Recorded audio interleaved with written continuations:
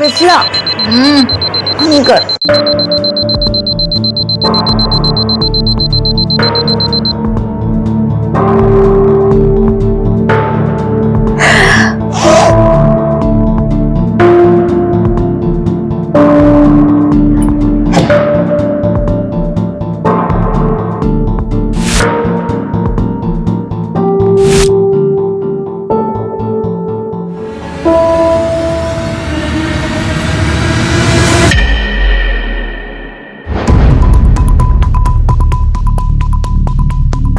घर की तूने फिर से टैप खुला छोड़ दिया था। यार ध्यान में नहीं रहा होगा मेरे। हाँ पर पानी तो खत्म हो गया, टंकी खाली हो गई है, मुझे लेट हो रहा है। फिर से उस मकरन के पास जाना पड़ेगा मोटर चलाने के लिए बोलने। मिथिला प्लीज यार। टैप तुमने खोल के छोड़ा है, अब तू चलेगी मेरे साथ। अरे मत कर ऐसे, मेरे को लेट हो रहा है। मतलब क्या करे यार। मेरे को अकेले नहीं जाना है, चल।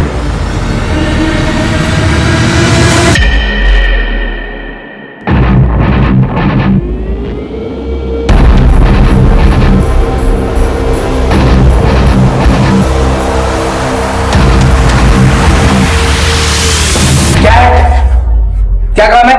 अंकल हमारे वॉशरूम का टैप खुला रह गया था तो पानी खत्म हो गया। आप प्लीज 5 मिनट के लिए मोटर चला दीजिए। नल तुम लोगों ने खुला छोड़ दिया और तुम्हारे लिए मैं मोटर ऑन कर दूं। शाम को जब मोटर ऑन करूंगा ना तब भले ना पानी। जाओ यहाँ से। ओ अंकल क्या शाम को? हाँ हमें काम अभी है और आप कह रहे हो शाम को चलाओगे।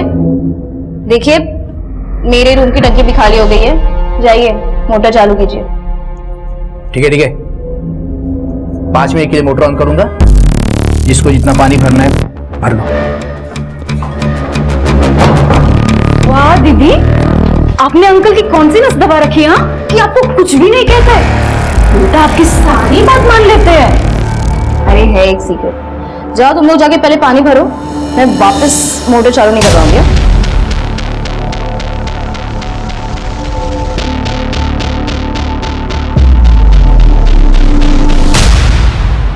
हाँ अक्षिता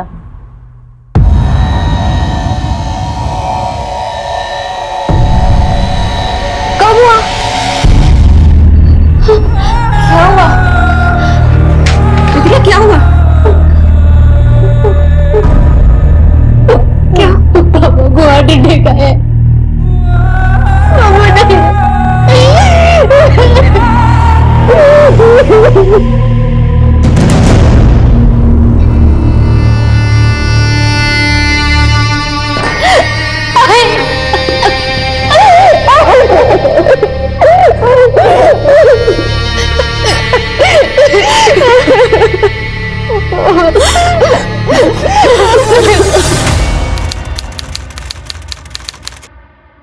और कोई रास्ता नहीं है मेरे पास।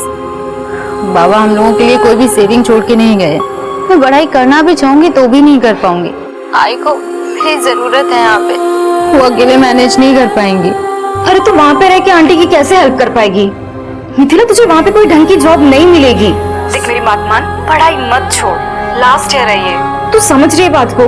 देख तू यहाँ पे आजा कोल्हापुर में, तू जॉब करके पढ़ाई और फैमिली दोनों को हेल्प कर सकती है ना।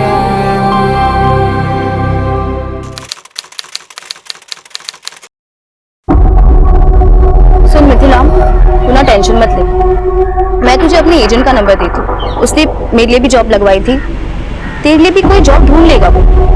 हाँ ये देखो यहाँ पर है सब।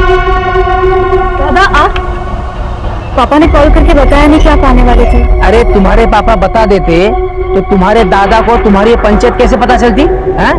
देख लो तुम्हारे पापा के पैसों से ये पढ़ाई चल रही है इनकी। घाटी के पापा के पैसे है ना, तो उससे वो पंचायत करे या पढ़ाई, आपको क्या करना है?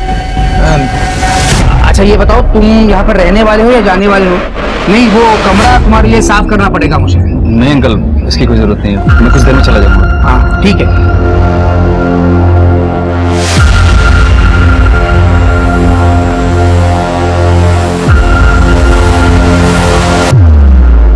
मिथिला तुम्हारे पापा के बारे में पता चला मुझे गार्गी से। I am really really sorry, पर तुम चिंता मत करो, हम सब हैं तुम्हारे साथ। Okay thank you.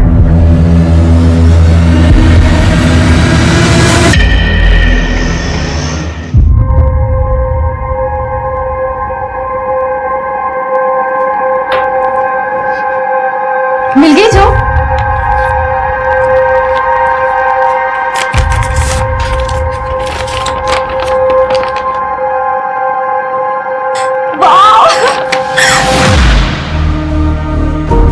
क्या हुआ?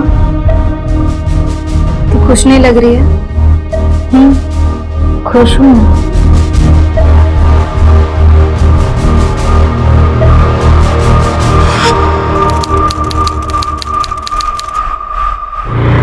बस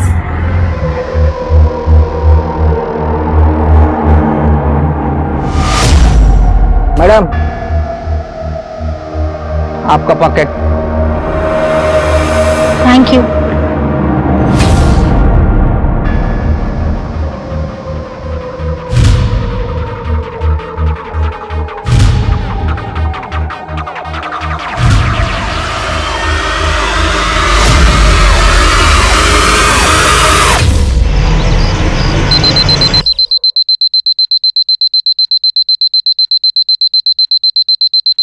मिथिला,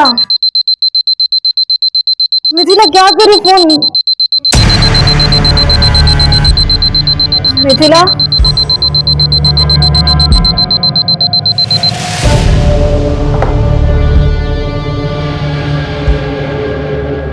मिथिला, मिथिला,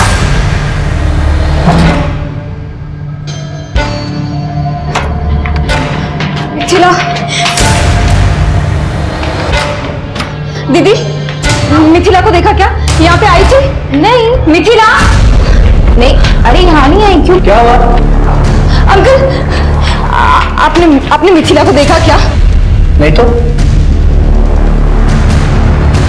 कहाँ गई मिथिला? मिथिला, मिथिला, मिथिला,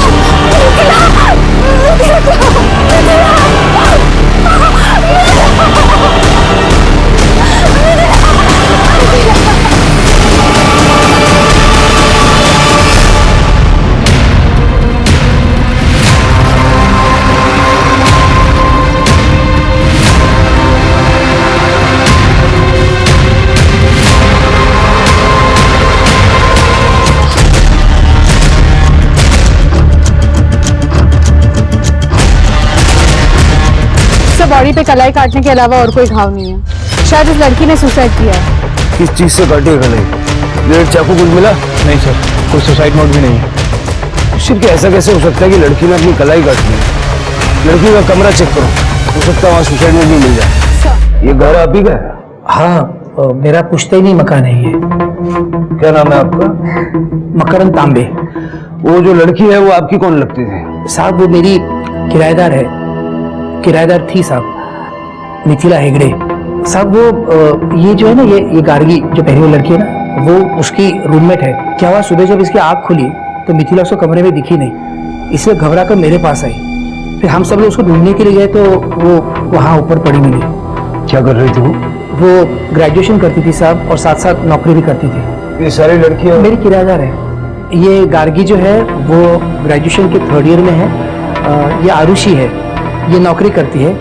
और ये नैनिका है, वो ग्रेजुएशन के 1st ईयर में है। ये रेसिडेंशियल प्रॉपर्टी में आप गर्ल्स का पीजी हॉस्टल चला रहे हैं, लाइसेंस है आपके पास?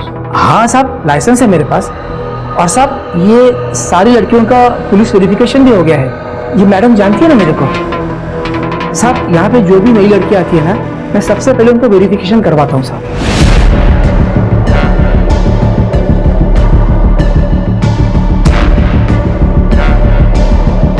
सीसीटीवी नहीं? नहीं है साहब, पर लगवा लूंगा, जल्दी लगवा लूंगा। इन लड़कियों की सेफ्टी के लिए गार्ड तो रखा होगा आपने? अरे साहब, मैं रिटायर आदमी हूँ साहब। ये जो किराया देती है उसमें से मुश्किल से मेरा खर्चा चलता है। अब मैं इतने कम पैसों में गार्ड कहाँ से रखूंगा? जब आप इन लड़कियों की सेफ्टी का कोई इंतजाम नहीं कर सकते तो ये गर्ल्स पीजी हॉस्टल चला क्यों रहे हो? साहब 10 साल से हॉस्टल चला रहा हूँ साहब, और इनको किसी को कोई प्रॉब्लम नहीं है। और इन लड़कियों के पास उनके अपने कमरे की चाबियां भी हैं। आपकी फैमिली में? मेरी बीवी की डेथ हो गई साहब, मेरे कोई बच्चे नहीं है, इसीलिए इतना बड़ा घर है तो मैं कमरे किराए पे देता हूँ।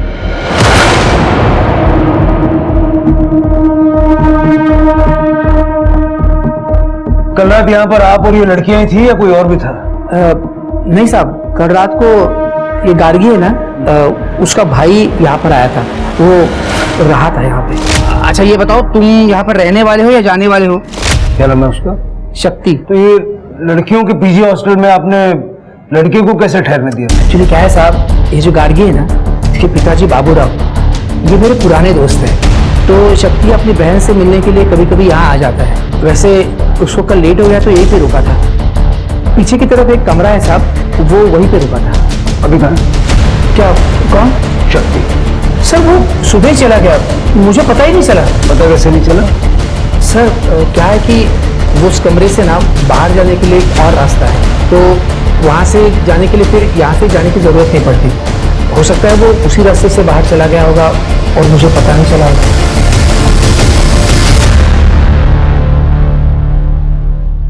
योगेश कुछ मिला? सर यहाँ पे कुछ नहीं है। चढ़ना ऊपर। Okay sir. चढ़ सकते हो? आराम से आराम से।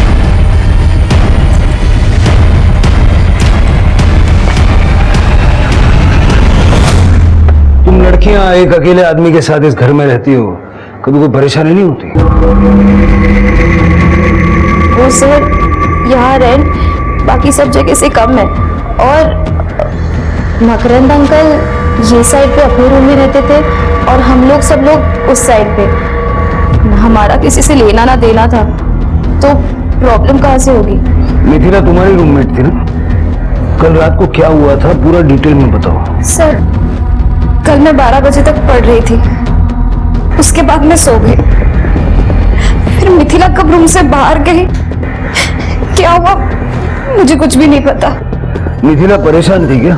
मतलब इतनी ज्यादा परेशान कि वो सुसाइड कर ले?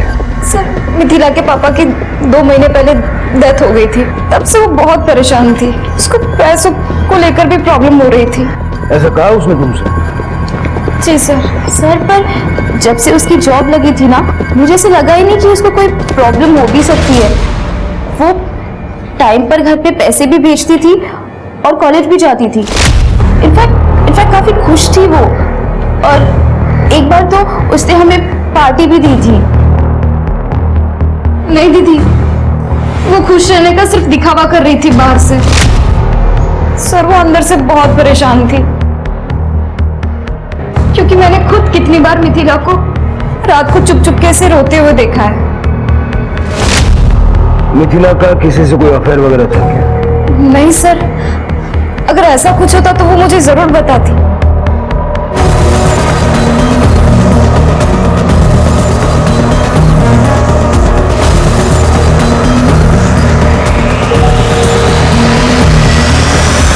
तुम्हारा भाई शक्ति यहाँ रुका हुआ था रात को, सुबह बिना तुमसे मिले चला गया।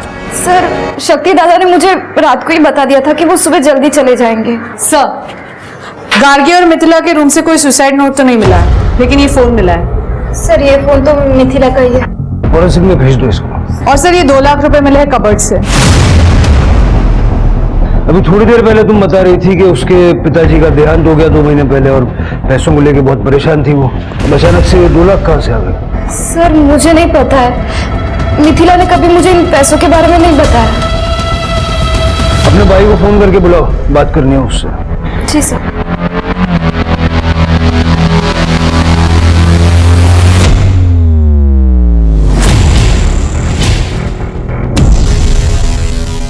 मकरंद का कहना है कि गार्गी का भाई शक्ति यहां से बाहर गया।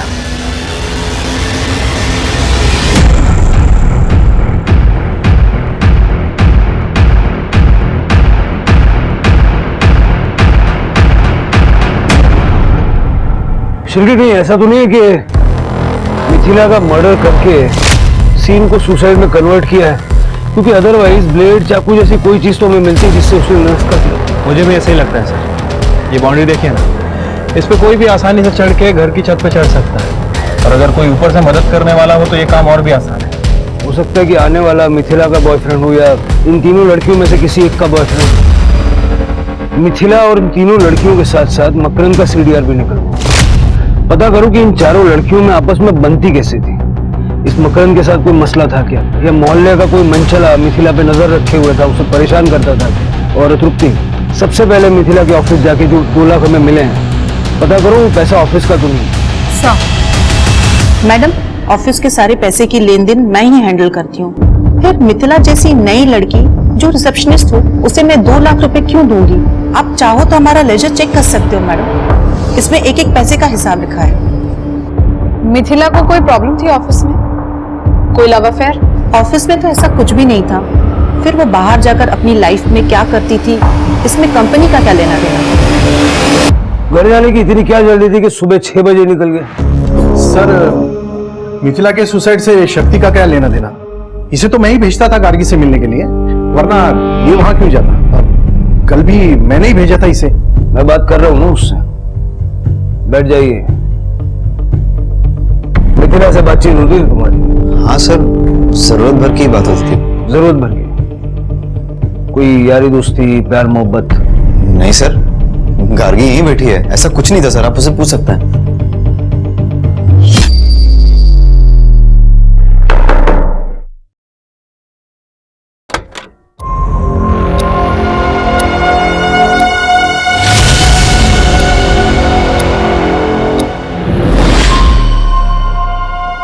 कुछ दिखाओ। वही देखने की कोशिश कर रहा था।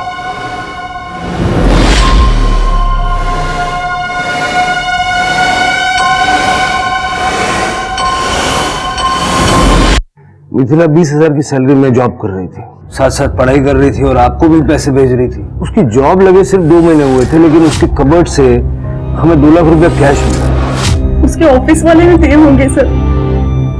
उसके ऑफिस में हमने बात की, वो पैसा ऑफिस का नहीं है। ऐसा कौन हो सकता है जो मिथिला को इतना पैसा देगा? पता नहीं सर। मिथिला की जिंदगी में कोई लड़का? वो यहाँ कोल्हापुर में रहती थी।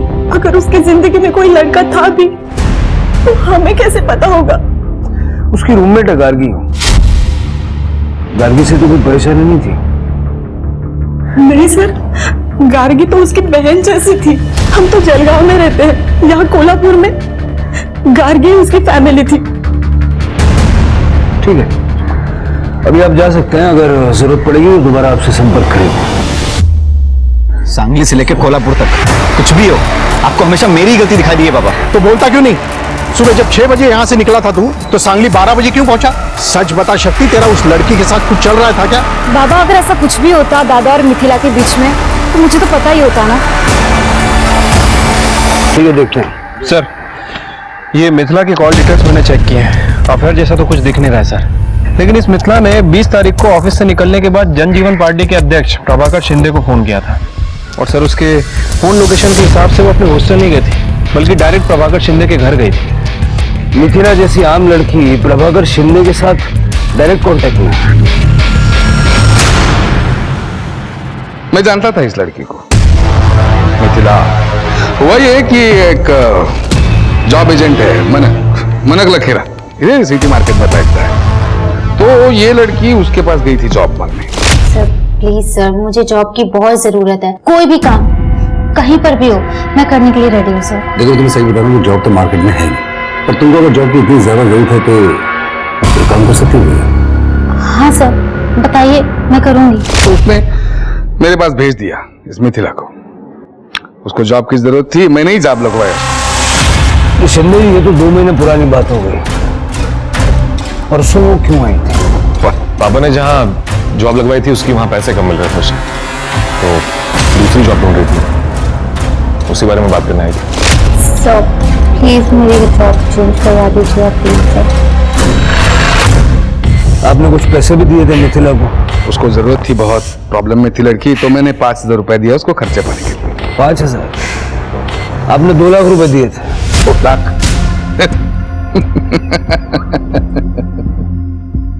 क्या धवल, इतने पैसे है क्या आजकल पॉलिटिक्स में? सर, ये आपकी नजरिए का प्रॉब्लम है। सच कहता हूं, ऐसे किसी को भी 2-2 लाख बांटने जितने पैसे नहीं है मेरे पास। मैं मान रहा हूं ना, मैंने 5,000 रुपए दिए उसको, उसके ऊपर एक पैसा नहीं दिया। सर, मिथिला ने मुझसे बात की थी। एक्चुअली क्या है कि वो जॉब बदलना चाहती थी और मार्केट की हालत इतनी खराब थी कि मैं चाहकर भी उसकी मदद कर नहीं सकता था। तो मैंने उसको ये कहा था कि तुम जो भी जॉब कर रही हो उसको कंटिन्यू रखो, और जैसी कोई नई जॉब आएगी मैं तुम्हें दे दूंगा। पता नहीं उसकी वजह से मुझे कॉल नहीं किया।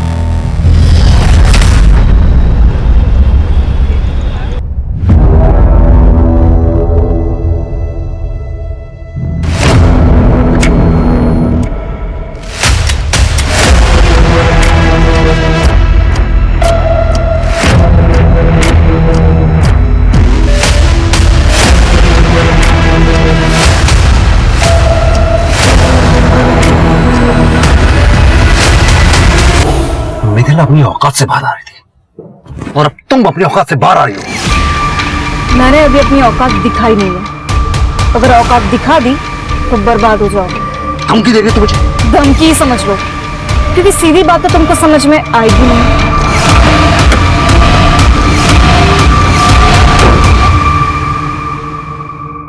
सर, मिथिला की पोस्टमार्टम रिपोर्ट आ गई है। सर, रिपोर्ट के हिसाब से मिथिला 2 मंथ प्रेग्नेंट थी, लेकिन उसने सुसाइड किया है या मर्डर ये कंफर्म नहीं हो पा रहा।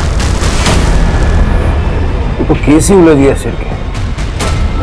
डॉक्टर्स को बोलो कि मिथिला के बच्चे का विसरा प्रिजर्व करें, क्योंकि बच्चा उसके मर्डर या सुसाइड का कारण हो सकता है। और मिथिला की मां से बात करो। मैडम, मैं आपको पहले ही बता चुकी हूँ कि मैं किसी लड़के के बारे में नहीं जानती, तो फिर मैं कैसे बताऊं कि मिथिला किसके बच्चे की मां बनने वाली थी। गार्गी कहाँ गई थी? पता नहीं मैडम, हमारी सो के उठने से पहले ही वो रूम से कहीं चली गई थी। हमें नहीं पता गार्गी कहाँ है, और इनफैक्ट मिथिला की प्रेगनेंसी की बात भी हमारे लिए बहुत ज्यादा शॉकिंग थी। तृप्ति, ये गार्गी का फोन तो बंद आ रहा है। मेरी उसकी फादर से बात हुई, वो सांगली में ही है, लेकिन उन्हें भी नहीं पता कि गार्गी कहाँ है। ठीक है सर, मैं उसका फोन सर्वेलेंस पे डालती हूँ ट्रैकिंग के लिए। सर मैम, मुझे आप लोगों को कुछ बताना था। वो जिस दिन मिथिला की डेड बॉडी टेरेस पर मिली थी, गार्गी बहुत ज्यादा ही परेशान थी। इतनी परेशान कि जैसे उसे पहले से ही पता हो कि मिथिला को कुछ हो गया है। कहना क्या चाहती हैं आप? सर, मैं बस इतना कहना चाहती हूँ कि मिथिला की डेथ के बाद से गार्गी बहुत ज्यादा अजीब बिहेव कर रही है।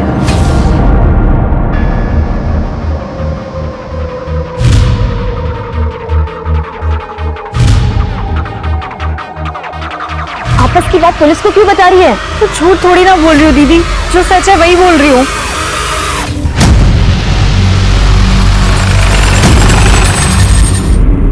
सर, यहाँ 1 महीने पहले टेक्निकल रीजंस की वजह से कंस्ट्रक्शन का काम बंद हो गया था, लेकिन आज जब लेबरर्स फिर से काम शुरू करने आए तो उन्हें खुदाई में ये डेड बॉडी मिली और लेबरर्स ने हमें इन्फॉर्म किया है। गार्गी की बॉडी है सर।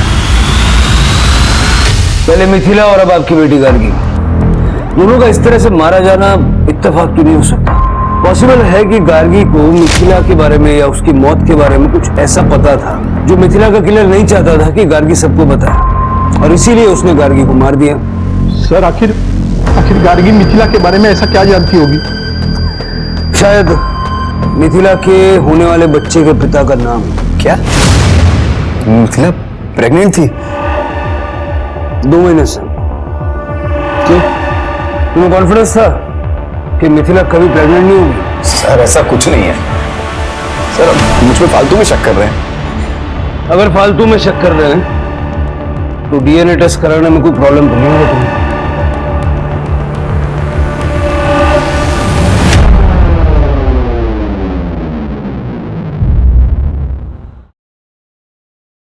आरुषि दी,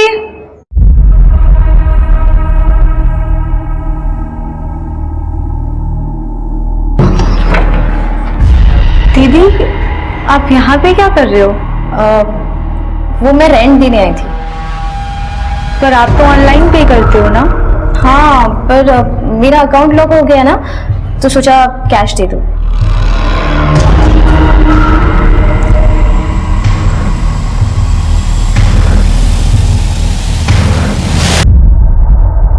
सर, गार्गी की मौत गला घोटने की वजह से हुई है। 24 से 25 जनवरी की रात 2 से 5 बजे के बीच, जिस रात गार्गी हॉस्टल से गायब हुई थी। सर, मैंने गार्गी के फोन लोकेशन और कॉल डिटेल्स चेक की है। एक इंपॉर्टेंट बात सामने आई है। सर, इनके हिसाब से गार्गी भी प्रभाकर शिंदे के यहाँ गई थी 25 तारीख को रात में 1 बजे।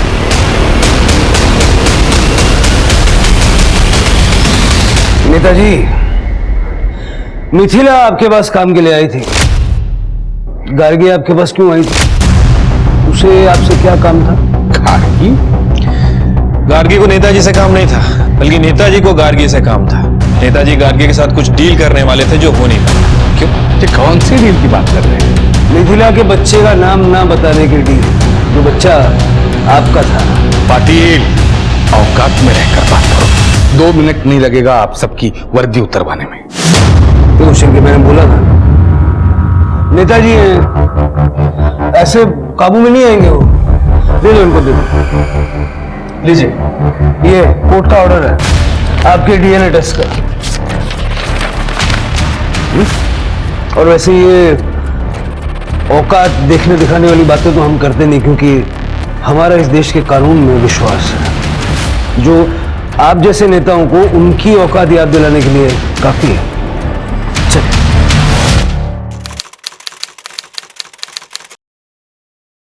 सर, मिथिला के बच्चे का डीएनए शक्ति से मैच नहीं कर रहा है, लेकिन प्रभाकर शिंदे से 50% मैच कर रहा है। प्रभाकर शिंदे का ब्लड रिलेटिव, ये उसका बेटा धवल शिंदे। सर, मेरा कोई अफेयर नहीं था मिथिला के साथ। मैंने तो उसे पापा के साथ देख लिया था, सोते हुए। नशे में था सर मैं। इतनी खूबसूरत लड़की को देख के दिमाग खराब हो गया था मेरा। और उसके बाद जब वो घर से निकली तो पीछा किया उसका मैंने। सर, उसके बाद इस लड़की से मैं मिला तक नहीं। मुझे तो पता भी नहीं था सर कि प्रेग्नेंट है। मेरा छोड़िए सर, उसे खुद नहीं पता था कि वो बच्चा किसका है, पापा का, मेरा या वो मनक का। वो जॉब है। हाँ सर। सर, एक्चुअली मिथिला को नौकरी की जरूरत थी और मंत्री जी को मिथिला जैसी खूबसूरत लड़कियों की जरूरत थी। बस इसीलिए मैं मिथिला को मंत्री जी के पास लेकर गया था। हम जैसे नेता जनता की सेवा के लिए तो है, बस एक ही सवाल है कि सेवा के बदले आप मेवा क्या देती हो? सब मैं क्या दे सकती हूँ आपको?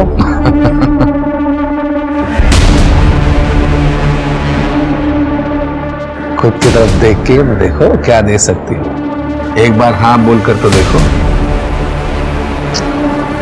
दुनिया कदमों में लाके रख दूंगा। हाँ? अरे मिथिला अच्छी लड़की, लेकिन सर उसको पैसों की जरूरत थी। इसी वो दिन भाग जरूर गई, लेकिन 2 दिन के बाद फिर मेरे ऑफिस में वो आई थी। प्लीज मुझे एक बार मंत्री जी से मिलवा दीजिए। अब मैं इस बार नहीं भागूंगी सर। सर, मुझे जॉब की बहुत जरूरत है। तुम भागोगी या नहीं भागोगी, ये तो अब मुझे टेस्ट करना पड़ेगा। अरे तो कितना झूठा मेरे को भेजेगा तू सली। अरे तो पहले तुमने मिथिला का रेप किया, बाद में नेताजी के पास ले गए तो तुमने उसका रेप किया, और उसके बाद तुम्हारे बेटे धवल ने उसका रेप किया। जब वो प्रेग्नेंट हो गई तो तुम्हारे पास आई। बाप की थाली में मुंह मारेगा तू, वो भी अकल नहीं है। नादानी में हो गया। अब मंत्री जी, इस लड़की का क्या करना है? बच्चा है पेट में तो गिरा दो।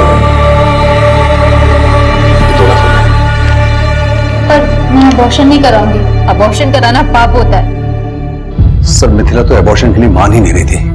मैंने जैसे तैसे उसको मनाया, पता नहीं उस रात को जाके उसने सुसाइड क्यों कर लिया, मैं समझ नहीं पाया। मिथिला ने सुसाइड नहीं किया और ना ही वो कभी अबॉर्शन के लिए मानी थी। तुम लोगों ने उसे मार के सुसाइड का सीन क्रिएट किया। नहीं सर, मैं एक्चुअली अगले दिन अबॉर्शन के लिए उसके साथ जाने वाला था। उस वक्त उसने सुसाइड किया या उसका मर्डर हो गया, ये मुझे सच में नहीं पता है। गार्गी को उसने सब बता दिया था ना तुम लोगों के बारे में? बताया था सर। फिर गार्गी ने हमें क्यों नहीं बताया? वो आपको क्यों बताती सर? उसका फायदा तो चुप रहने में था।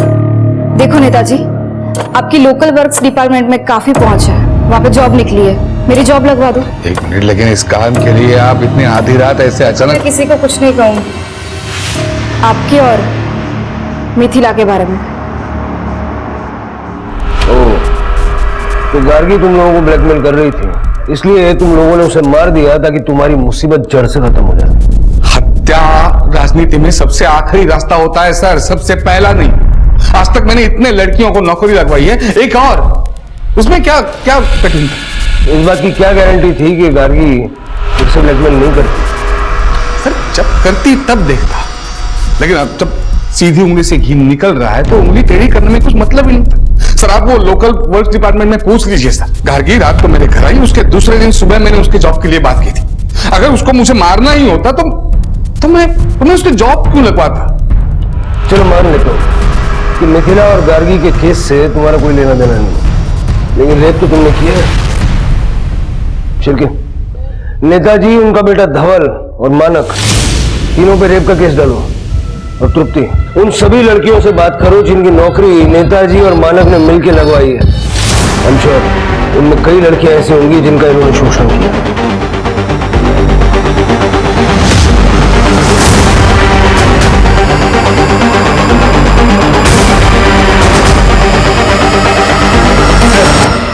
ये प्रभाकर सही कह रहा था। इसने एक लोकल वर्क डिपार्टमेंट में गार्गी की जॉब के लिए बात भी की थी सर। लेकिन जनवरी 22, 23, 24 प्रभाकर, उसका बेटा धवल और वो जॉब एजेंट मानक, इन तीनों की फोन की लोकेशन ना तो मिथिला के हॉस्टल के पास की है और ना ही उस कंस्ट्रक्शन साइट की जहां में गार्गी की डेड बॉडी है। इन दोनों केसेस को फिर से खंगालो शिल्के। हो सकता है किसी ने इस बात का फायदा उठा के गार्गी और मिथिला का मर्डर किया है। ये दोनों इन चक्करों में उलझी हुई है और पुलिस दूसरी बातों पर ध्यान नहीं देगी। ठीक है सर। सर मैं तो 6 महीने से ज्यादा नहीं रह पाई मकरंद अंकल के पीजी में। वो लड़कियों को ना ऐसे घूरते थे जैसे खाए जाएंगे। वहाँ तो सिर्फ आरुषि ही रह सकती थी और वो अभी भी वहीं रह रही है। आरुषि? Yes madam. वैसे तो मकरंद अंकल सब लड़कियों पर बहुत हावी रहते थे, लेकिन आरुषि को वो कुछ बोल ही नहीं पाते थे। लगता है डरते थे वो उससे।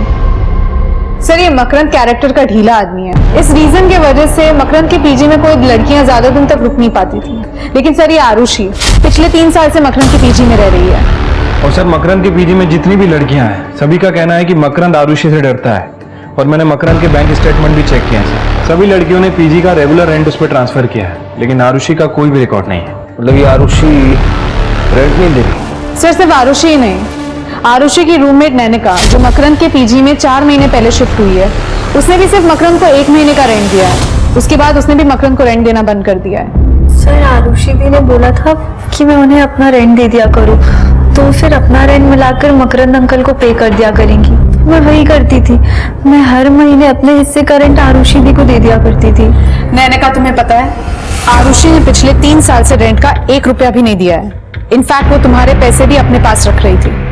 नहीं सर, मैं अपना और नैनिका का रेंट मकरंद अंकल को कैश में देती थी। अगर रेंट कैश में देती थी तो मकरंद कोई रिसीट वगैरह देता होगा ना, दिखा दो। सर इतने दिन से हम वहाँ रह रहे थे, इतना भरोसा तो था अंकल पे। कितना रेंट है तुम्हारा? 6000। तो ये 6000 तुम घर पे तो छापती नहीं होगी ना, बैंक से विड्रॉ करती होगी। अपना बैंक का स्टेटमेंट दे दो। वो सर साफ साफ बताओ, तुम्हारे और मकरंद के बीच क्या चल रहा था जो वो तुमसे रेंट नहीं ले रहा था? चक्कर चल रहा था आरुषि दी का मकरंद अंकल के साथ। ऐसा सारी पीजी की लड़कियां बोलती थी। सर चक्कर तो उस नैनिका का चल रहा था गार्गी के भाई शक्ति के साथ। सर ये बात सच है कि मैं शक्ति को पसंद करती थी, लेकिन वो 1 नंबर का कमीना है। अगर मेरा बस चले ना तो मैं उसका मुंह नोच लूं। क्यों?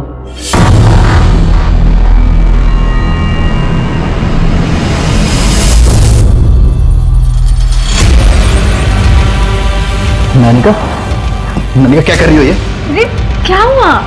उठो यहाँ से, बाहर निकलो। अरे अरे निकलो यहाँ से। शक्ति क्या है? जाओ यहाँ से। शक्ति क्यों ऐसे बात कर रहे हो? दादा क्या हुआ?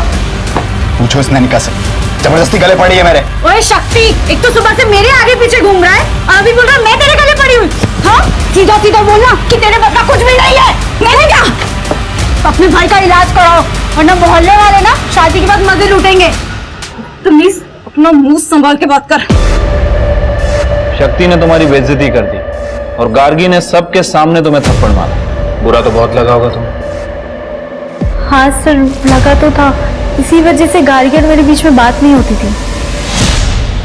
शक्ति गार्गी का भाई था, गार्गी मिथिला की रूममेट थी। उन दोनों ने नैनिका को सपोर्ट नहीं किया, समझ में आता। लेकिन तुम तो नैनिका की रूममेट थी, तुम्हें तो उसे सपोर्ट करना चाहिए था। मैं कैसे सपोर्ट करती उसको सर? मैं जानती थी कि नैनिका खुद अपने आप को फोर्स करती थी शक्ति पर। मैंने खुद देखा है सर। खुद देखा मतलब? दरअसल वो पीजी हॉस्टल सिर्फ हॉस्टल नहीं है, मकरंद अंकल का फिल्म स्टूडियो है।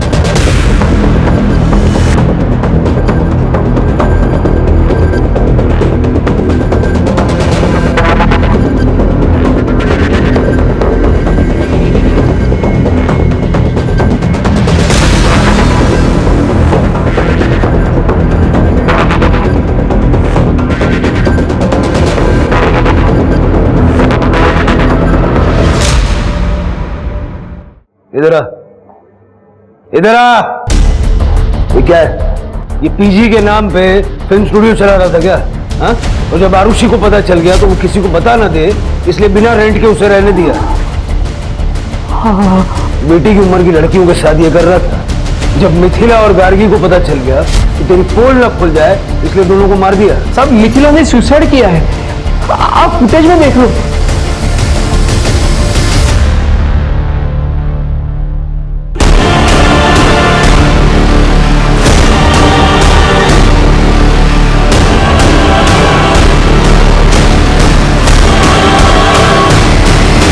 साहब सुबह जब मैंने ये फुटेज देखा तो दौड़कर मैं टेरेस पर गया साहब। अब तक मिथिला मर चुकी थी। उसने अपने हाथ की कलाई काटने के लिए मेरे किचन का चाकू इस्तेमाल किया था। मैं डर गया इसलिए चाकू लेकर वहां से भाग गया। साहब आरुषि जानती है सब कुछ, उसने भी फुटेज देखा है सारा। और गार्गी? उसका नहीं पता साहब मुझे, वो तो अपने कमरे में थी नहीं। उस रात कार में बैठकर वो गार्गी के जाने का फुटेज है? हाँ है।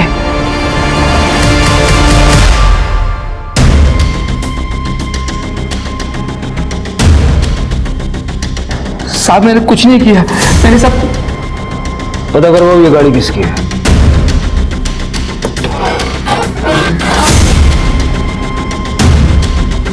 सर इधर आइए। ये देखिए सर, इन औजारों में लगी मिट्टी को लैब में टेस्टिंग के लिए भेजो। और कंस्ट्रक्शन साइट की मिट्टी से ये मिट्टी मैच होती है, देखो। मेहमान आ गए क्या थाने? जी सर। तुम्हारी गाड़ी में जो औजार है ना, उनकी मिट्टी कंस्ट्रक्शन साइट की मिट्टी से 100% मैच होती है। अब ज्यादा मेहनत मत करवाओ, बताओ क्यों मारा गार्गी? सर मैंने नहीं मारा गार्गी को। देखो ये तुम्हारी गाड़ी है, कहाँ जा रही है गार्गी इसमें बैठ के? हाँ सर ये कार तो मेरी है, लेकिन ये कार हमेशा गैरेज में खड़ी रहती है। कभी कभी मेरा बेटा शक्ति इसे निकालता है ताकि चलती फिरती रहे। 24-25 जनवरी की रात को शक्ति लेके गया था ये गाड़ी। 24-25? हाँ सर, शक्ति के किसी दोस्त का बर्थडे था तो वो ये कार लेकर गया था।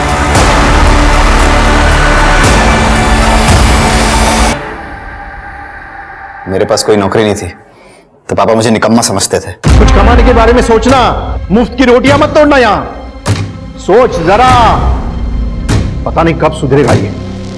गार्गी का चौकीदार बना के रखा था मुझे, जब देखो तब उसको देखने के लिए भेज देते थे। यहाँ तक कि सारा पैसा उसकी पढ़ाई पे खर्च कर देते थे। मैं समझ गया था कि गार्गी के रहते हुए मुझे पापा से एक भी ढेला मिलने वाला नहीं है।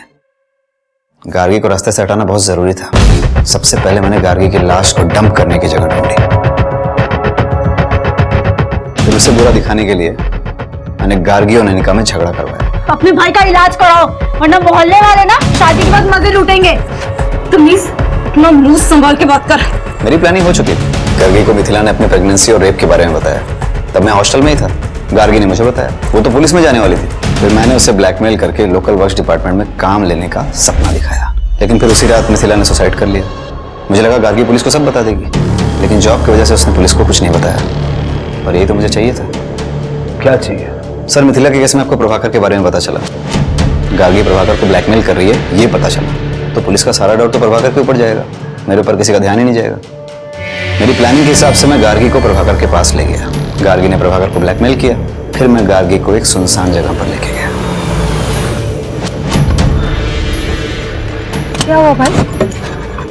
पीछे से कुछ आवाज आ रही है, तुम बैठो मैं देखता हूँ।